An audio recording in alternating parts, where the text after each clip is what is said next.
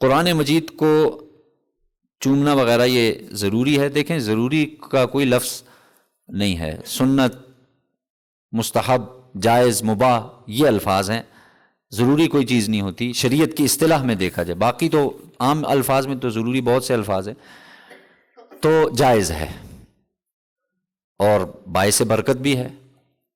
باقی اس کو کہنا کہ سنت ہے یا واجب ہے یا فرض ہے، ایسا کوئی چیز ثابت نہیں، جائز ہے، باعث برکت ہے، باعث اللہ کی رحمت سے امید ہے، باعث اجر بھی ہے انشاءاللہ۔ لیکن یہ ہے کہ اس کو کوئی درجہ آپ اس کے لیے وہ نہیں کر سکتے، ایک لفظ نہیں بول سکتے کہ بھئی یہ ہے واجب، فرض، واجب، اس طرح کا کوئی لفظ نہیں ہے۔ باقی میں نے عرض کر دیا کہ برکت کا باعث بھی ہے، انسان کے اندر ایک ظاہر ادب کا ایک تقاضا بھی ہے، اور پھر نورانیت بھی ہوتی ہے۔